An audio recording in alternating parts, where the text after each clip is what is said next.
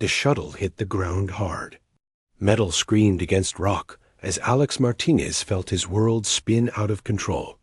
The crash threw him against his safety harness, and everything went black for a moment. When his vision cleared, smoke filled the small cabin. The smell of burning electronics made him cough. Alex unbuckled himself and stumbled toward the emergency exit. His head pounded, and he could taste blood in his mouth. The shuttle door opened with a hiss, and he stepped out onto an alien world. The air felt thick and humid, like a jungle on Earth, but with a strange metallic taste. The planet looked nothing like the images from their long-range scans. Massive trees stretched high above him, their bark dark purple and covered in strange fungus that glowed with a soft blue light. The ground beneath his feet felt spongy, covered in thick moss that seemed to move when he stepped on it. In the distance, he could hear sounds that made his skin crawl. Deep growls and screeches echoed through the forest. Alex was a scientist, not a soldier. He studied alien life forms from the safety of research ships. He had never been alone on a hostile planet before. His hands shook as he went back to the shuttle to gather what he could. The radio was dead. The emergency beacon sparked and went. Silent. His food supplies were scattered across the cabin floor. He managed to find his medical kit, a small water purifier, and some basic tools. His weapon was just a simple energy pistol, designed more for collecting samples than fighting. Looking at it now, Alex realized how useless it would be against whatever lived in this forest. The first night was the worst. Alex found a small clearing near the shuttle and tried to make camp. He had no tent, so he used pieces of the shuttle's hull to create a simple shelter. Every sound made him jump. Something large crashed through the trees nearby, and he could hear heavy breathing in the darkness. When morning came, Alex saw the tracks. They were huge, bigger than any animal track he had ever seen. Each footprint was the size of his torso, with deep claw marks that cut into the soft ground. Whatever made these tracks had 6 legs and weighed more than a car. Alex spent the day exploring the area around the crash site. He needed to find water and food. The water purifier could clean small amounts, but he would need a steady source. The forest was full of strange plants and fruits, but eating the wrong thing could kill him faster than any predator. He found a stream about a mile from the shuttle. The water was clear and cold, and his scanner showed it was mostly safe to drink. After purification, near the stream, he found some berries that looked similar to earth fruits. He tested them carefully, first on his skin, then on his tongue. They tasted sweet, but with a bitter aftertaste. As Alex filled his water containers, he felt eyes watching him. He turned around slowly, trying not to make sudden movements. At first, he saw nothing. Then a shadow moved between the trees. Something large and dark was following him. The walk back to his camp took forever. Every step felt like it might be his last. Alex could hear something moving through the trees, keeping pace with him. Whatever it was stayed just out of sight, but he could feel its presence like a weight on his shoulders. When he reached the shuttle, Alex quickly gathered his supplies and moved to a new location. If something was hunting him, he did not want to be trapped in one place. He found a group of large rocks that formed a natural shelter and made his new camp there. The second night was when he first saw it clearly. Alex was trying to sleep when he heard a soft sound outside his shelter. He peered through a crack in the rocks and saw a nightmare made real. The creature was 12 feet tall and covered in black scales that seemed to absorb light. It had 6 powerful legs, each ending in claws that could tear through metal. Its head was long and narrow, with eyes that glowed yellow in the darkness. The creature moved with deadly grace, testing the air with its nose. Alex held his breath, afraid that even the sound of breathing would give him away. The creature circled his shelter once, then twice. It seemed to be learning his scent, memorizing everything about him. After what felt like hours, the creature melted back into the forest. Alex did not sleep for the rest of the night. He sat with his back against the rocks, holding his pistol and watching the darkness. He knew the creature would be back. Over the next few days, Alex learned to live with constant fear. The creature followed him everywhere. When he went to the stream, it watched from the trees. When he searched for food, it kept pace in the shadows. When he slept, it circled his camp like a patient death waiting for the right moment. Alex began to understand that this was not normal hunting behavior. Most predators would have attacked by now, or given up and found easier prey. This creature seemed to be studying him, learning his patterns and habits. It was intelligent, maybe as smart as a human. The realization both terrified and fascinated Alex. As a scientist, he had always dreamed of finding truly intelligent alien life. Now he was face to face with it, and it was deciding whether to eat him. He started calling the creature hunter in his mind. The name felt right. This was not just an animal following instinct. This was a thinking being that had chosen Alex as its target. Hunter was patient, careful, and deadly smart. Alex tried everything he could think of to escape or hide. He moved his camp every night. He covered his scent with mud and strange-smelling plants. He even tried to confuse his trail by walking in circles and backtracking. Nothing worked. Hunter always found him. By the end of his first week on the planet, Alex was exhausted and running out of options. His food was almost gone, and he had lost weight. Hunter seemed to be getting closer each day, more confident and less careful about staying hidden. Alex knew that soon Hunter would decide the game was over. That night, as Alex sat in his latest hiding spot, he made a decision that would change everything. Instead of running or hiding, he would try to understand Hunter. If the creature was intelligent, maybe there was a way to communicate with it. Maybe he could find a way to survive that did not involve being eaten. Alex looked out into the darkness, where he knew Hunter was watching. For the first time since the crash, he felt something other than fear. He felt curious. Tomorrow, he would stop running and start studying his stalker. He would learn everything he could about Hunter, and maybe, just maybe, he would find a way to turn predator and prey into something else entirely. The forest around him was silent except for the sound of his own heartbeat. Somewhere in the darkness, Hunter waited with endless patience. The game was about to change, and neither human nor alien knew what would happen next. Alex woke up the next morning with a new plan. Instead of running from Hunter, he would watch and learn. He set up his camp in a place where he could see the forest clearly. Then he waited. Hunter appeared around noon, moving through the trees, like a living shadow. Alex forced himself to stay calm and observe. He pulled out a small notebook and began to write down everything he saw. Hunter was bigger than Alex had first thought, maybe 13 feet long from nose to tail. His scales were not completely black, but had a dark green pattern that helped him blend with the forest. The creature moved with purpose, not just wandering around. Hunter checked specific areas around Alex's camp, always following the same route. He spent more time in some places than others, especially areas where the wind would carry Alex's scent. This told Alex that Hunter was not just hunting by sight, but using his nose to track. Alex noticed something else interesting. Hunter's left rear leg moved differently than the others. The creature was trying to hide it, but Alex could see the slight limp. Hunter was hurt, and that explained a lot. A healthy predator would have attacked by now or moved on to easier prey. Hunter was injured and needed an easy kill. For 3 days, Alex watched Hunter from his hiding place. He learned that Hunter was most active during the early morning and late evening. During the hot afternoon hours, the creature rested in a cave about half a mile from Alex's camp. Hunter was alone, which was unusual for such a large predator. Most pack hunters would have family or group members nearby.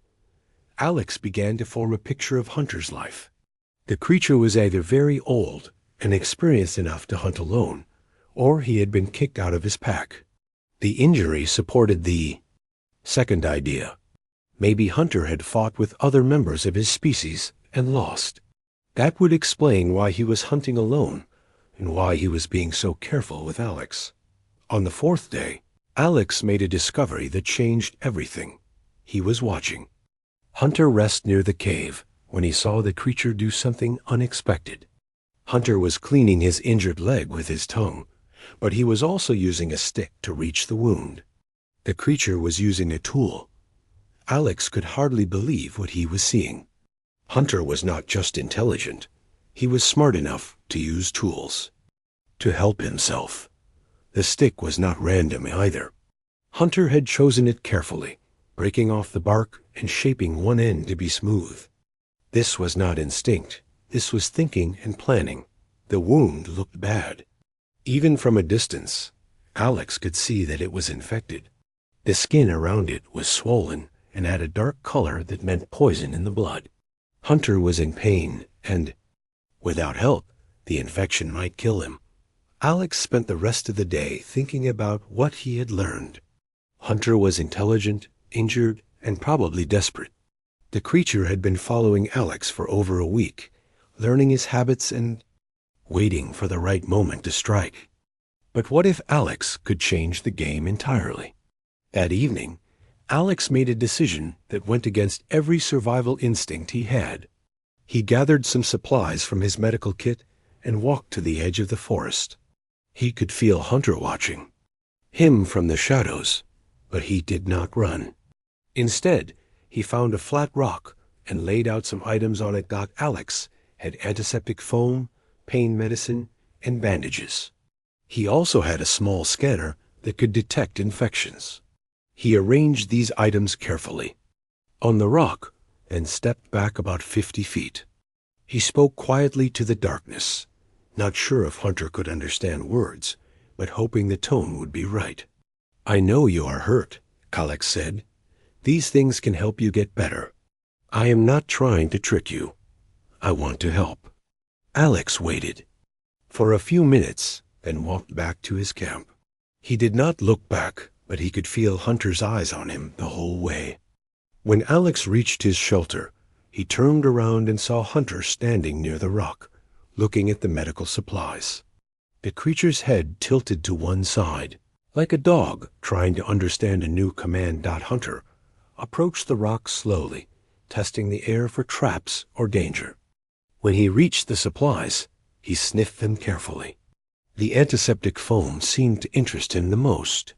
Hunter picked up the container with his claws and examined it from all angles. Alex held his breath as Hunter figured out how to use the foam. The creature was smart enough to understand that the container had a button, and when he pressed it, white foam came out. Hunter jumped back at first, startled by the hissing sound. Then he moved closer and sniffed the foam. What happened next amazed Alex. Hunter carefully applied some of the foam to his injured leg. The creature's face showed pain, but he did not stop. He seemed to understand that the medicine would help, even if it hurt at first. When he was done, Hunter looked directly at Alex's hiding spot and made a sound that was almost like a purr. The next morning, Alex found that Hunter had taken all the medical supplies. The rock was empty, but there was something new on it. Hunter had left a large piece of meat, still fresh from a recent kill. It was more food than Alex had seen in days. Alex understood the message. Hunter was saying thank you, and he was also showing that he could provide food if Alex could provide medicine. It was the beginning of a trade relationship between two very different species. Over the following days, Alex continued to leave medical supplies for Hunter. The creature's leg began to heal, and his limp became less noticeable. In return, Hunter left fresh meat and sometimes other useful items. Once, he brought Alex a type of fruit that was safe to eat. Another time, he left a sharp stone that worked well as a cutting tool. Alex began to realize that Hunter was not just smart, he was trying to communicate. The creature would make different sounds when he approached the trade rock. A low rumble seemed to mean he was pleased. A sharp hiss meant he was worried or alert. Hunter was teaching Alex his language, just as Alex was teaching Hunter about human medicine. The breakthrough came when Alex decided to show himself during one of their trades. Instead of hiding in his camp, he walked out into the open while Hunter was examining the medical supplies. The creature froze. Every muscle ready to attack or run. Alex moved very slowly, keeping his hands visible and his voice calm. He sat down on the ground about 20 feet from Hunter and waited. For long minutes, neither of them moved. Then Hunter took a step closer, then another. Finally, Hunter was close enough that Alex could see the details of his face. The creature's eyes were not the simple yellow he had thought. They were complex, with different colors that shifted as Hunter's mood changed. Right now, they showed curiosity and careful interest. Alex held out his hand, palm up, with a small container of pain medicine. Hunter studied the offering, then carefully took it with his claws. As he did, his claw briefly touched Alex's palm. The touch was surprisingly gentle for such a deadly creature. That moment changed everything between them. Hunter had chosen to trust Alex, and Alex had chosen to trust Hunter. They were no longer predator and prey. They were two intelligent beings who had found a way to help each other survive. From that day forward, their relationship grew stronger. Alex learned more about Hunter's intelligence and personality. Hunter learned that humans were not just strange prey, but potential allies. Neither of them knew that they were creating something completely new on this world, a partnership that would change both of their lives forever. 3 weeks had passed since Alex first made contact with Hunter. Their daily routine had become surprisingly normal. Alex would leave medicine and tools at the trade rock, and Hunter would bring food and useful items from the forest. They had even begun to eat together sometimes, sitting on opposite sides of the clearing and sharing their meals. Alex had learned to read Hunter's moods and expressions. When the creature's scales turned slightly darker, it meant he was alert or worried. When his tail swished slowly from side to side, he was relaxed. Hunter seemed to understand Alex's emotions too, becoming more gentle when Alex was tired or stressed. The morning everything changed started like any other. Alex was at the stream filling his water containers when he heard a sound that made his blood freeze. It was like Hunter's growl, but different, deeper and more aggressive. Then he heard another one and another. There were multiple creatures heading toward his camp. Alex ran back as fast as he could, but he was too late. 3 large creatures had surrounded his shelter. They were similar to Hunter, but younger and faster. Their scales were brighter, and they moved with the confidence of predators in their prime. Alex could see immediately that these were different from Hunter. Where Hunter was careful and thoughtful, these creatures were aggressive and impatient. Alex hid behind a large tree and watched as the 3 predators destroyed his camp. They were looking for him, and their body language showed they were excited about the hunt. These were not the patient stalking tactics Hunter used. These creatures wanted quick action and an easy kill. One of the creatures caught Alex's scent and let out a loud roar. The others answered, and all 3 began moving toward Alex's hiding spot. Alex knew he had only seconds before they found him. He had 2 choices: run deeper into the forest where he would be alone, or run toward Hunter's territory and hope for help. Alex made a decision that went against every human instinct. He ran toward the danger instead of away from it. He sprinted through the forest toward Hunter's cave, crashing through bushes and jumping over fallen logs. Behind him, he could hear the 3 predators following, their heavy footsteps getting closer. Alex reached the area near Hunter's cave and started shouting. He did not know if Hunter would help him, but it was his only chance. "Hunter, help me. Please." The three young predators burst into the clearing just as Hunter emerged from his cave. The scene that followed happened so fast that Alex could barely follow it. Hunter took one look at the intruders and let out a roar that shook the ground. This was not the calm, intelligent creature Alex had come to know. This was a territorial predator defending his domain. The lead attacker was bigger than the other two, with bright red markings on his scales. He roared back at Hunter, clearly challenging the older creature's right to this territory. Alex realized he was watching more than just a hunt. This was a territorial dispute, and he was the prize they were fighting over. Hunter moved with deadly grace, using his knowledge of the terrain to his advantage.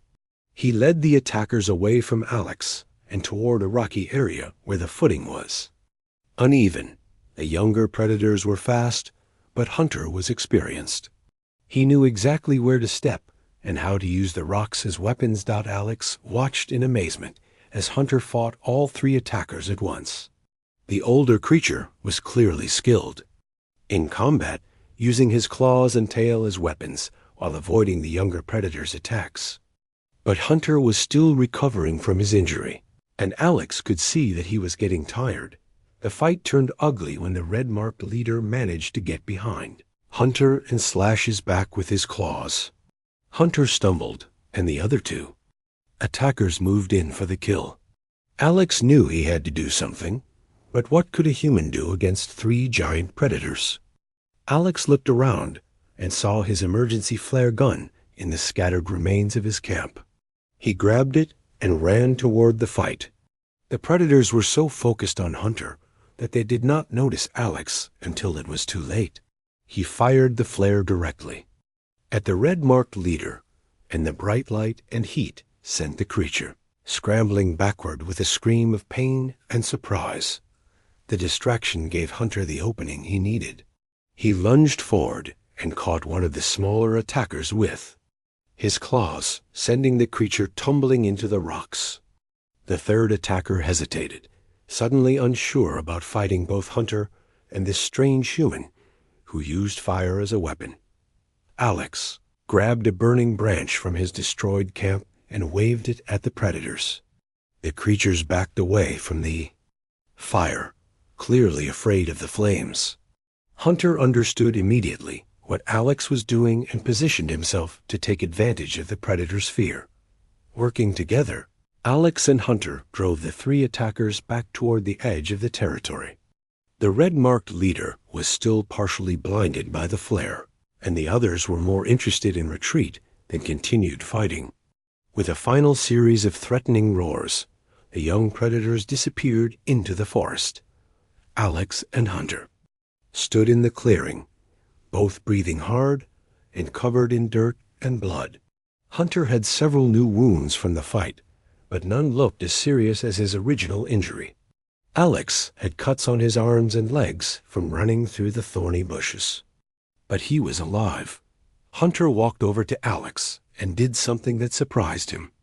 The large predator lowered his head and gently touched Alex's shoulder with his nose.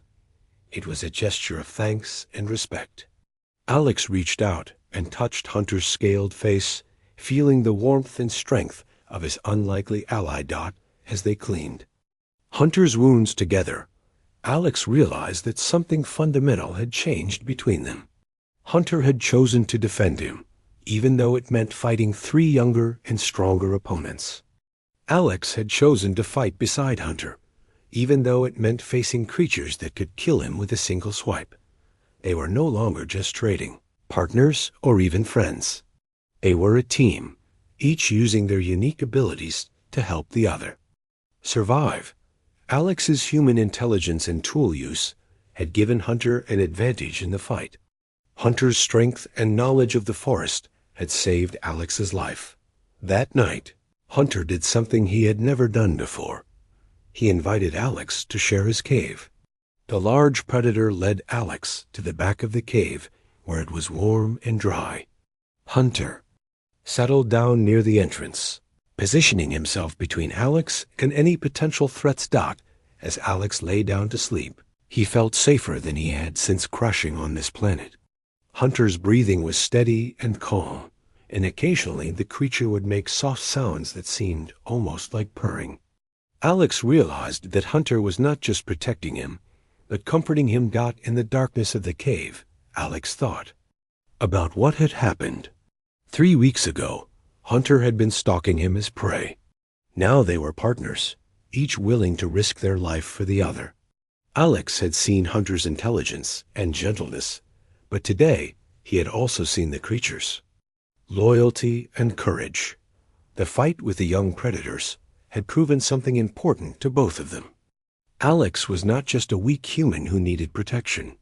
He was a valuable ally who could contribute to their survival.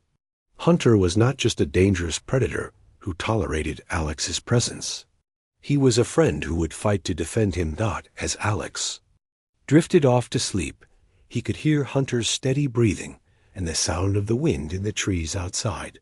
For the first time since the crash, he felt truly safe. Tomorrow would bring new challenges, but tonight he was protected by the most dangerous creature on the planet, and that creature had chosen to be his friend. Living with Hunter changed Alex in ways he never expected. The cave became their shared home, and they developed routines that worked for both human and alien. Alex would wake early to gather water and check his equipment, while Hunter would patrol their territory and hunt for food. They would meet back at the cave in the evening to share their meals and tend to any injuries. Alex had learned to communicate with Hunter using a combination of gestures, sounds, and body language. Hunter's intelligence amazed him every day. The creature could understand complex ideas and even seemed to have a sense of humor. When Alex made mistakes, Hunter would make a sound that was almost like laughter. When Alex was sad or worried, Hunter would stay close and make gentle purring sounds. Hunter taught Alex about the forest in ways no human textbook could. He showed Alex which plants were safe to eat and which ones were poisonous. He taught Alex to read the weather by watching the behavior of small animals. Most importantly, Hunter showed Alex how to move through the forest quietly and safely. Alex's medical knowledge had completely healed Hunter's injury, but their partnership had grown far beyond simple medical care. Alex had learned to make better tools using materials Hunter brought him from deep in the forest. Hunter had learned to use some of Alex's human tools, especially the scanner that could detect dangerous plants and animals. Their first real test as a team came when Alex got sick. He had been careful about what he ate and drank, but something in the forest air disagreed with his human system. Alex woke up one morning with a high fever and could barely stand. He was shaking with cold, even though the day was warm. Hunter knew immediately that something was wrong. The large predator became agitated, pacing around the cave and making worried sounds. Alex tried to reassure him, but his voice was weak and his words came out confused. Hunter disappeared for several hours, leaving Alex alone and wondering if his alien friend had abandoned him. When Hunter returned, he was not alone. He had brought another creature with him, an older female who was even larger than Hunter. Alex was too sick to be afraid, but he wondered if Hunter had brought someone to help or someone to finish him off. The female creature examined Alex carefully, sniffing his skin and looking at his eyes. She made low sounds to Hunter, and they seemed to be having a conversation. Then the female did something that shocked Alex. She picked him up gently in her powerful jaws and began carrying him deeper into the forest. Alex was too weak to fight, and Hunter followed close behind, making reassuring sounds. They traveled for what felt like hours through parts of the forest Alex had never seen. Finally, they reached a place that took Alex's breath away. It was a natural pool fed by a waterfall, surrounded by strange plants that glowed with soft light. The water was warm and had a mineral smell that reminded Alex of hot springs on Earth. The female creature carefully placed Alex in the shallow water, and immediately he felt better. Hunter waded into the pool beside Alex, and the female creature began bringing specific plants from around the pool. She showed Alex which ones to eat and which ones to rub on his skin. The plants had a bitter taste, but made Alex feel stronger almost immediately. Alex realized that Hunter had brought him to a healing place that was sacred to his species. The female creature was some kind of healer or medicine keeper, and she was sharing her knowledge with Alex because Hunter had asked her to. This was not just medical treatment, it was acceptance into Hunter's community. Over the next 3 days, Alex recovered in the healing pool. The female creature, who Alex began calling healer, taught him about the medicinal plants around the pool. She was even more intelligent than Hunter, and Alex suspected she was much older and more experienced. Healer could not speak Alex's language, but she communicated through actions and demonstrations. She showed Alex how to prepare plant medicines, how to recognize the signs of different illnesses, and how to use the mineral water to treat injuries. Alex shared his human medical knowledge with her, and she seemed fascinated by his equipment and techniques. The most amazing moment came when Healer allowed Alex to treat a small cut on her leg using his human antiseptic. She watched carefully as he cleaned and bandaged the wound, then examined the bandage with great interest. When the cut healed faster than normal, Healer made sounds that Alex had learned meant approval and amazement. Hunter watched all of this with obvious pride. He had brought his human friend to meet his clan's healer, and both sides had found value in the exchange. Alex was no longer just Hunter's strange pet or ally. He was becoming a member of the community. When Alex was fully recovered, Healer led them both to a place Alex had never seen before. It was a large clearing where several adult creatures like Hunter were gathered. Some had families with smaller, younger versions of themselves. This was Hunter's clan, and Alex was meeting them for the first time. The reaction was mixed. Some of the creatures seemed curious about Alex, approaching carefully to sniff him and examine his strange appearance. Others were clearly hostile, making threatening sounds and showing their claws.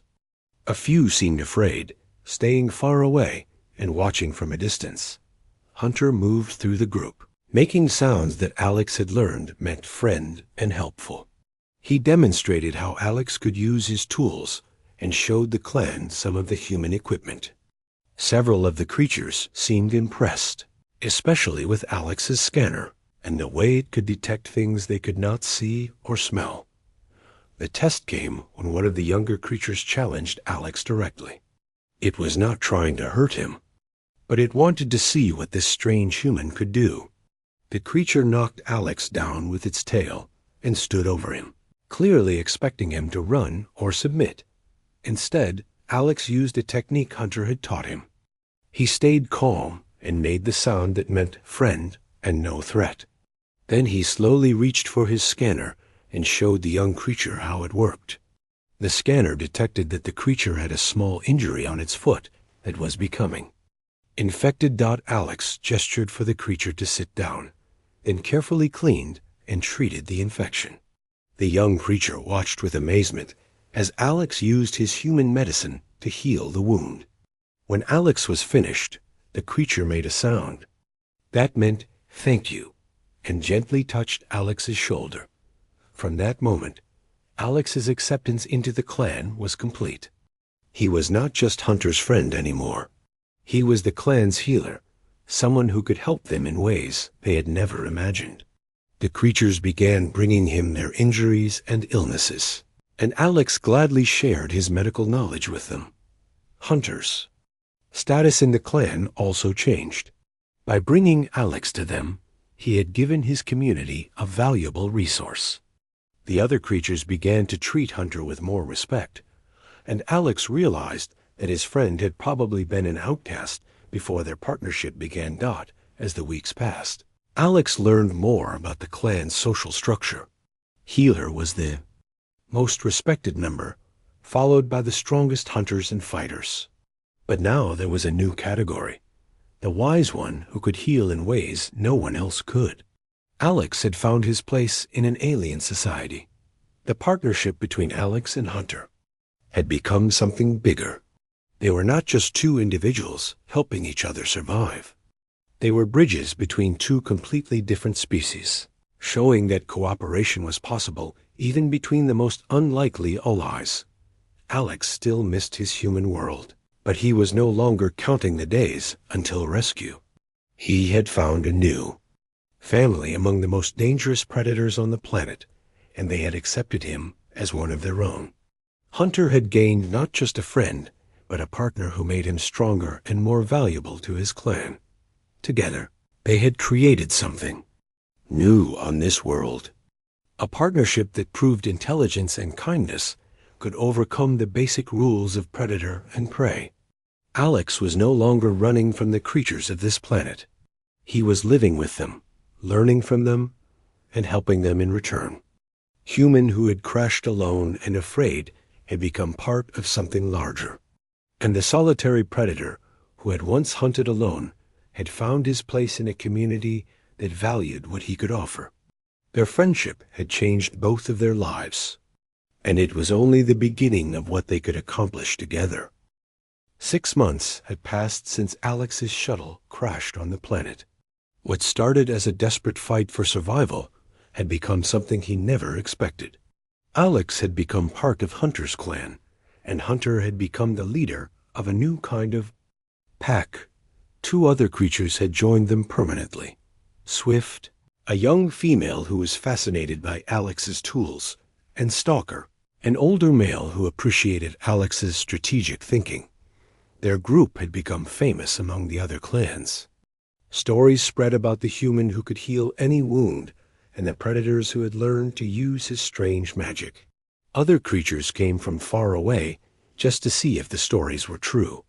Alex had treated dozens of patients, and his reputation as a healer had grown beyond anything he could have imagined. Hunter had changed too. No longer the solitary outcast, he had become a respected leader who commanded loyalty through intelligence rather than just strength. The other creatures in their pack looked to Hunter for guidance, and Hunter looked to Alex for the kind of strategic thinking that only a human could provide. Alex was gathering medicinal plants near the healing pool when he heard a sound that changed everything. It was mechanical, artificial, completely out of place in the natural world of the forest. He looked up to see a human shuttle flying overhead, scanning the area with searchlights. Alex's heart raced. After 6 months, rescue had finally come. He ran back to the cave, where Hunter and the others were resting. The creatures could hear the shuttle too, and they were agitated by the strange sound and the bright lights cutting through the forest. Hunter approached Alex with obvious concern. The large predator had learned to read Alex's emotions, and he could see that this mechanical sound meant something important. Alex tried to explain using their shared language of gestures and sounds, but how could he make Hunter understand that? Other humans had come to take him away? The shuttle landed in the clearing near Alex's original crash site. Alex could see armed soldiers emerging, along with what looked like scientists and medical personnel. They were being careful, treating this as a dangerous rescue mission on a hostile world. Alex made a decision that surprised himself. Instead of running toward the rescue team, he stayed with Hunter and the pack. He wanted to see what would happen, and he wanted to make sure his alien friends would be safe. The rescue team found Alex's original camp and the wreckage of his shuttle. They began setting up equipment and calling his name through loudspeakers. Alex could hear them clearly from his position in the forest, but he did not answer right away. Hunter and the pack were watching Alex carefully. They could sense his conflict and confusion. Swift made soft questioning sounds, and Stalker positioned himself between Alex and the direction of the human voices. They were ready to protect him if needed, but they were also waiting for him to make his choice. Alex finally decided to approach the rescue team, but not alone. He walked into the clearing with Hunter at his side, followed by Swift and Stalker. The sight that greeted the rescue team was unlike anything they had prepared for. The soldiers immediately raised their weapons, but Alex quickly stepped forward with his hands raised. "Do not shoot. They are my friends." Captain Lisa Brown, the leader of the rescue team, stared in amazement at the scene before her. Alex looked healthy and well-fed, not like a survivor who had been struggling to stay alive. More shocking was the casual way he stood next to creatures that could easily tear him apart. "Dr. Martinez," Captain Brown said carefully, "we need to get you to safety. Please step away from those creatures slowly." Alex shook his head. "You do not understand. They are not dangerous to me. They are my family." What happened next proved Alex's point in a way that words never could. A group of hostile creatures burst from the forest on the opposite side of the clearing. They were from a rival clan that had been tracking the human rescue team. Seeing them as potential threats or prey, the rescue team was caught completely off guard. Their weapons were designed for human combat, not for fighting giant alien predators. They scattered as the attacking creatures charged across the clearing, roaring and showing their claws. Alex's pack responded instantly. Hunter led out a battle, roar that echoed across the forest, and Swift and Stalker flanked him on either side. But this was not just about fighting. Alex stepped forward and began giving directions, using his knowledge of the attacking creature's weaknesses and behavior. "Hunter, go left. They are afraid of the bright lights." Alex shouted. "Swift, use your speed to get behind them." "Stalker, drive them toward the rocks." The rescue team watched in amazement as Alex coordinated his pack like a military commander. His alien friends responded to his directions with perfect understanding, moving as a unit to outmaneuver their attackers. Hunter used his experience and strength to lead the assault, while Swift used her speed to confuse the enemy. Stalker, following Alex's strategic advice, herded the attacking creatures toward terrain that favored the defenders. Alex himself grabbed one of the rescue team's bright spotlights and used it as a weapon, shining the intense beam into the attackers' eyes to blind and disorient them. The combination of human strategy and alien strength proved overwhelming. The attacking clan retreated back into the forest, defeated and confused. Captain Brown and her team stared at Alex and his pack in stunned silence. What they had just witnessed was impossible, according to everything they knew about predator-prey, relationships and interspecies behavior. A human had not just survived among apex predators. He had become their leader and tactical coordinator. How is this possible? Captain Brown asked, lowering her weapon. Alex smiled and placed his hand on Hunter's scaled shoulder. Intelligence and cooperation can overcome any natural barriers. Hunter and his pack are not just animals. They are thinking beings who chose to accept me as family. Dr. Karen White, the mission xenobiologist, stepped forward with obvious excitement. This is the most significant first contact event in human history. We need to document everything. How do you communicate with them? What is their social structure? How did you establish trust?